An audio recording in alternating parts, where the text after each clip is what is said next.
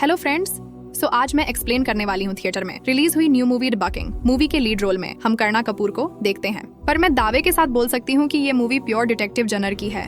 आप लोग लास्ट तक गैस नहीं कर पाएंगे कि इन सब के पीछे कौन है। मूवी के स्टार्टिंग में हमें कोर्ट रूम दिखाया जाता है, जहाँ पर हम जसप्रीत यानी करीना कपूर को देखते। उसके बेटे को एक साइको किलर ने शूट कर दिया। ये कोई इंटेंशनली शूट आउट नहीं था। वह साइको किलर दूसरों को खुश होते हुए नहीं देख सकता। वह एक पब में जाता है, एक गन निकालता है और रैंडम लोगों को मारना शुरू कर देता है। उसमें से एक जसप्रीत का बेटा भी होता है। तो इस आदमी ने कोर्ट रूम में सब कुछ कन्फेस कर लिया था और इसको जेल में डाल दिया जाता है। पर जसप्रीत उस दिन रात की सिनेरियो को भूल नहीं सकती। वह प्रोफेशनली एक कॉप होती है, फिर भी वह अपने बच्चे को बचा नहीं पाती। उसको अंदर ही अंदर मानो ये सब कुछ खाए जा रहा था। बुलेट लगे हुए खून से लथपथ वो टी शर्ट उसने अभी तक संभाल के रखी है। वह चाहती है इस शहर को छोड़ के कहीं दूर चली जाए, तो वह ट्रांसफर के लिए अप्लाई भी करती है और वह अप्रूव भी हो जाता है। उसका हस्बैंड के साथ पास्ट रिलेशन अच्छा नहीं होता, इसलिए वह अपने बच्चे के साथ सेपरेट रहती थी। पर आज उसका बच्चा ही नहीं रहा।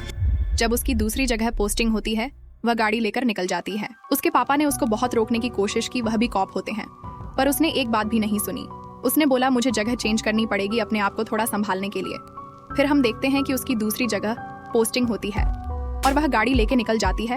और उस लोकेलिटी में हम टीवी चैनल में देखते रहते हैं सरकार कोशिश कर रही है नशा मुक्त शहर बनाने के लिए, पर बच्चे बहुत नशे की तरफ झुक रहे हैं। वो लोग नशा करने के लिए अलग अलग चीजों का यूज कर रहे हैं, इसी के साथ पाउडर वगैरह जो वो लोग ले रहे, जिससे पेरेंट्स बच्चे सारे लोग घबराए हुए हैं सोसाइटी को कंट्रोल करने के लिए।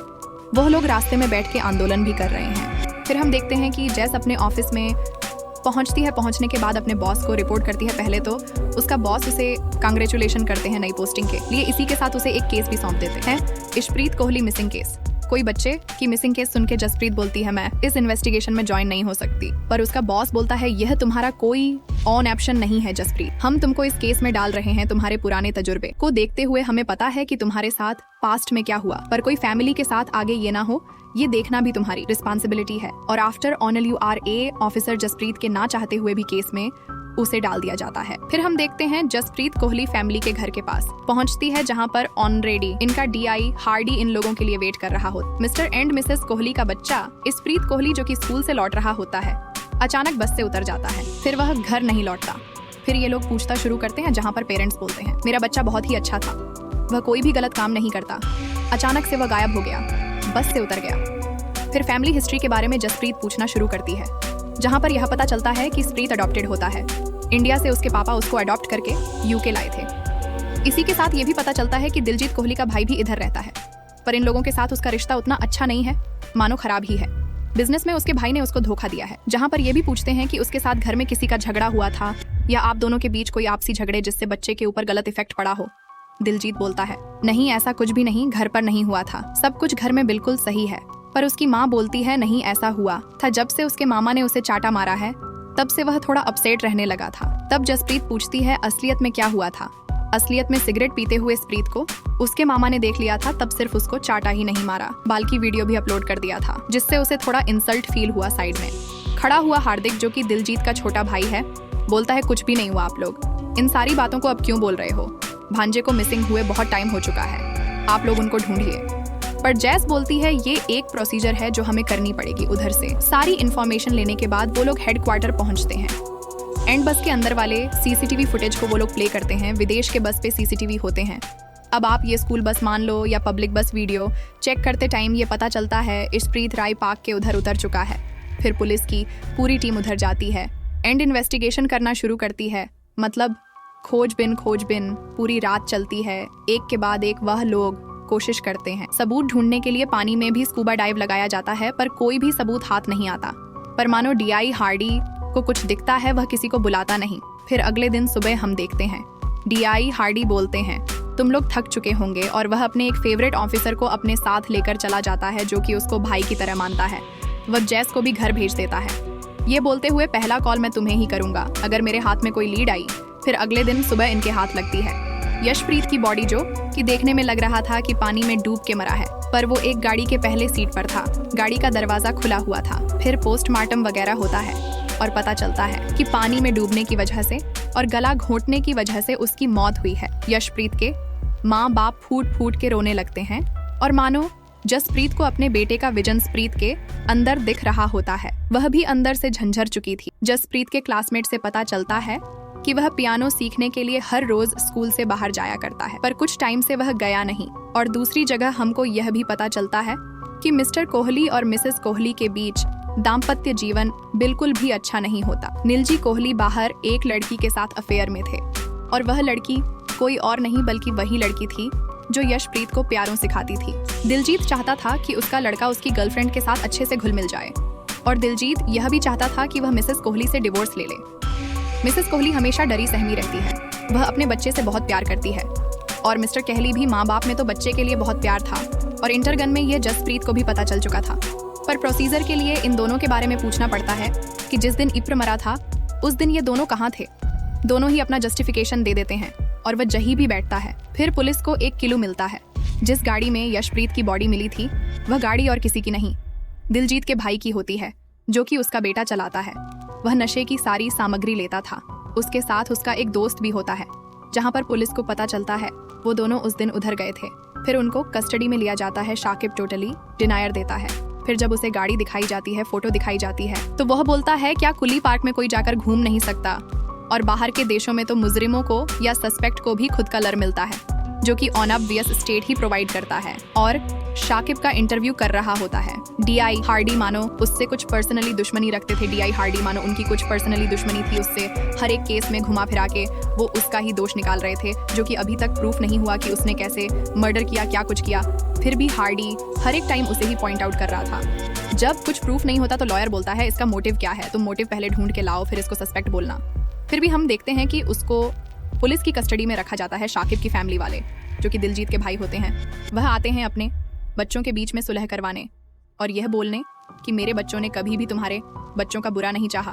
भले ही हमारे बिजनेस में कुछ अनबन रही होगी पर मेरा शाकिब तुम्हारे लड़के इशप्रीत को कभी मार नहीं सकता। पर दिलजीत के सर पे मानो खून सवार था क्योंकि सारे एविडेंस शाकिब के खिलाफ ही थे और बिजनेस में भी इसने उसको धोखा दिया था। तो गुरुद्वारे के सामने ही दोनों भाइयों के बीच हाथापाई हो जाती है। कुछ टाइम बाद फैमिली हिस्ट्री ढूंढते ढूंढते इशप्रीत के नाम का $2 मिलियन का इंश्योरेंस का पेपर मिल जाता है। जसप्रीत को फैमिली के सारे लोग ही सस्पेक्ट है। यशप्रीत के मामा के बारे में भी खोज लेने में यह पता चलता है कि उसका मामा पहले इससे नशीले पदार्थ का बिजनेस किया करता था। तो सस्पेक्ट की लिस्ट में इसकी पूरी फैमिली आ जाती है। फिर जसप्रीत जेल में जाती है शाकिब से बात करने के लिए और असलियत में उस दिन क्या हुआ था यह पूछने के लिए। पर वो बोलता है तुम डिटेक्टिव हो, तुम खुद पता लगा लो। जसप्रीत जब बोलती है कि तुम्हारे माँ बाप किस हालत में हैं, तब मानो वह बोलता है, वह कहता है मेरे दोस्त के साथ उधर बैठ के थोड़ा नशा कर रहा था। जब मैं देखता हूँ कि उधर इशप्रीत आता है और बोलता है मेरे पास एक पैकेट है, तुम लोग खरीदोगे? मेरी दोस्त खरीदती है पर उसमें $30 कम थे। वो पैसे लिए बिना पैकेट नहीं बेचता। मैं उसे बोलता हूँ तुझे पैसे नहीं मिलेंगे, तू इधर से भाग जा। पर वो बोलता है पैसे लिए बिना मैं नहीं जाऊंगा। अगर तुमने मुझे पैसे नहीं दिए तो तुम्हारी रीमा को भी मैं बोल दूंगा कि तुम लोग इधर क्या कुछ कर रहे हो। भले ही वे ही सब कुछ कर रहा था। यह बात सुनने के तुरंत बाद मुझे बहुत गुस्सा आ जाता है तो मैं उसका सर पकड़ के नदी में डुबा देता हूँ और वो बहुत पानी पी जाता है और मानो वो हाँफ रहा था और उसे मैं वार्निंग देके छोड़ देता हूँ। वो खुद भी नशे के सामान बेच रहा था जो कि उसके मामा ने उसे दिए थे। वो उम्र में मुझसे छोटा है इसलिए मैंने उसे उधर ही छोड़ दिया, उसे ज्यादा मारा नहीं। फिर वो हफ्ते हफ्ते उधर से चला गया। मैं मेरे जिस दोस्त के साथ गया था उसके साथ मेरे संबंध है। हम दोनों एक दूसरे के साथ प्यार करते हैं। हम दोनों इंटीमेट हुए थे और नदी में नहा रहे थे। कुछ टाइम बाद मेरे पैरों में कुछ टकराता है और मैं जब नीचे डुबकी लगाता हूँ तो मैं देखता हूँ कि वो इशप्रीत की बॉडी है। मैं बहुत ही घबरा चुका था, कुछ समझ में नहीं आ रहा था कि मैं क्या करूँ। मैंने मेरे दोस्त को बोला कि इसको हम हॉस्पिटल ले जाते हैं पर वो नहीं मानी। वो बोलती है अगर मेरे घर में किसी को पता चलेगा तो वो मुझे मार देंगे। मेरे पास पापा की कार की चाबी थी पर पानी में ही खो गई थी तो मैंने उसे गाड़ी में बिठा दिया और खुद उधर से भाग गया। दूसरी जगह हम हार्दिक को देखते हैं जो कि उसके भाभी मतलब मिसेस कोहली से अट्रैक्टेड था पर उसकी भाभी उसे भाव नहीं देती और हमेशा घर से दूर भगा देती। दूसरी जगह पुलिस को यह भी एविडेंस मिल चुका था कि पियानो टीचर के साथ मिस्टर कोहली मतलब दिलजीत का अफेयर चल रहा होता है जिसके पास ही जसप्रीत पियानो सीखने के लिए जाता था। तो शक भी उनके ऊपर भी बैठता है। जसप्रीत ने उनका भी इंटरव्यू किया पर खास कुछ पता नहीं चला। वो सिर्फ यही बताती थी कि मैरिज में दिलजीत खुश नहीं था। वो नहीं चाहता था कि उसकी वाइफ के साथ वो रहे, वह मेरे साथ खुश है। फिर जब दिलजीत का इंटरव्यू किया जाता है और $2 मिलियन इंश्योरेंस के बारे में पूछा जाता है तो वह रोते हुए बोलता है, मैं मेरे बेटे के बारे में ऐसा कभी नहीं सोच सकता। और जसप्रीत बोलती है, तुम्हारे बिजनेस में बहुत लॉस हुआ है और $2 मिलियन से तुम्हारा ये बिजनेस 2 बार खड़ा हो सकता, कोई भी ललचा सकता है और तुम्हारा बच्चा सगा थोड़ी ना था, ये तो तुमने अडॉप्ट किया था। पर इस बात को मानने के लिए दिलजीत बिल्कुल भी नहीं मानता, वो डिनायर देता है। फिर एक दिन हम देख सकते हैं कि उसकी भाभी को मॉलिश करने के लिए हार्दिक जाता है और उधर राइट टाइम पर पहुंच जाता है दिलजीत और उसके भाई को वह एक बर्तन से पीट के मार देता है। फिर पुलिस स्टेशन में इन दोनों को बुलाया जाता है और मिसेस कोहली से पूछा जाता है कि आपके पति आपके साथ कभी वायलेंट हुए हैं। वो बोलती है, बहुत बार हुए हैं, पर बिजनेस जब से खराब हुआ और जब से इनकी माँ मरी है तब से वह ज्यादा वायलेंट होने लगे। और यह उनका सगा छोटा भाई नहीं है, इनका पिंट का ही लड़का है। जब महज 6 साल का था तब से ही हमारे साथ है। मैंने कभी उतना ध्यान नहीं दिया, पर वह इतने हद तक जाएगा मैंने कभी नहीं सोचा था। और दूसरी जगह हम देखते हैं DI हार्डी शाकिब के दोस्त को घर से उठा के ले आते हैं। जंगल में लाने के बाद इंटरगन करते हैं कि तू सच सच सब कुछ बताएगा कि शाकिब ने सब कुछ किया है। फिर हम देखते हैं उधर जसप्रीत आ जाती है पूरी पुलिस फोर्स के साथ। जब उसे ये पता चलता है तब हमें पता चलता है कि DI हार्डी की बहन भी नशे की एडिक्ट हो चुकी है, जिसको माल सप्लाई शाकिब किया करता था। इसलिए पहले दिन से जब उसे मौका मिला वह उसको फंसवाल था। ये सारी चीजें सामने आ चुकी हैं और वह एक ऑनेस्ट पुलिस ऑफिसर है। वह किसी को मुंह दिखाने के लायक नहीं रहा, इसलिए उसने खुदकुशी कर ली। पर वह कातिल नहीं था, कोई ना कोई तो लीड छूट रही थी। यशप्रीत की जब बॉडी मिली थी उधर 2 DNA सैंपल मिले थे। एक शाकिब का होता है जिसने पहली बार उसे डुबाया था और दूसरा किसी लड़की का होता है जिसके ऊपर कभी भी वह शक ना जाए। जसप्रीत उसके DNA के साथ मैच करने के लिए बोलती है और वह DNA 100 मैच भी हो जाता है। तभी हम देखते हैं कि मिसेस कोहली देश छोड़ के जा रही होती है और उनको एयरपोर्ट पर पकड़ती है जसप्रीत। फिर आता है कन्फेशन का टाइम।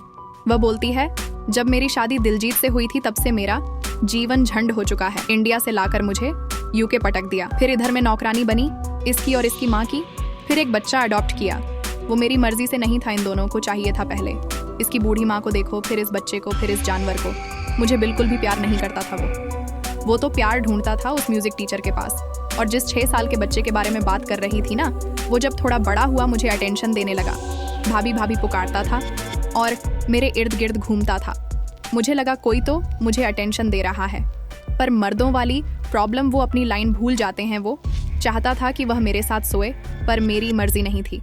मैं सिर्फ चाहती थी मेरे बातों पे वो नाचे। मैंने दिलजीत को तकलीफ पहुंचाने के लिए इसको राजी कराया कि उसको मैं वो दूंगी जो वो चाहता है। इसके बदले प्रीत को उसे खत्म करना पड़ेगा। जब शाकिब ने उसे पानी में डुबा के छोड़ा था, उसको रास्ते में मिला था हार्दिक और मौके का फायदा उठाकर उसने उसको डुबा के मार दिया। पर उसको गिल्टी फील होने लगा कि उसने यह क्या कुछ कर दिया। मुझे बोलने लगा, मेरे साथ भाग चलो। फिर मैंने बोला, मेरे साथ जितना भी तुम्हारा रिश्ता है तुम खत्म कर दो। जब उसने मना किया तब मैंने नाटक किया कि उसने मेरे रेप करने की कोशिश की और तब गुस्से में दिलजीत ये सब कुछ देख लेता है और उसे मार देता है। मुझे पता था दिलजीत शॉर्ट टेम्पर्ड है। तब जसप्रीत को गुस्सा आता है। वह बोलती है, हार्दिक और इशप्रीत दोनों ही बच्चे थे, अगर तुम्हें गुस्सा निकालना था तो तुम दिलजीत पर निकालती। फिर मिसेस कोहली बोलती है, आप समझे नहीं, स्प्रीत को वह बहुत प्यार करता था। अगर वह प्यार वह मुझे देता जो मुझे चाहिए था तो कभी यह नौबत आती ही नहीं। वो बच्चे तो मर गए, मैं तो अभी भी जिंदा हूँ। उसे कस्टडी में ले जाया जाता है। तब वह जाती है दिलजीत से बात करने के लिए। दिलजीत बोलता है, अगर शॉर्ट टेम्पर के चलते हुए मैं इसे भी मार देता तो अच्छा होता। बांझ है, वह बच्चा पैदा नहीं कर सकती, इसे रख के मैं क्या करूं। और यह बात सुनने के बाद जसप्रीत उसे चाटा लगाती है। अब अगर इस मूवी की एक के बाद एक कड़ी जोड़ेंगे तो आपको लगेगा कि कोई ना कोई अपनी जगह जस्टिफाइड है। देखते हैं जसप्रीत मानो अपने बच्चे के ड्रामा से धीरे धीरे उभरने लगी थी। और इसी के साथ द बकिंग मर्डर्स ये मूवी का एक्सप्लेनेशन यहीं खत्म होता है। वीडियो पसंद आए तो इसे लाइक और शेयर करें और चैनल को सब्सक्राइब करें।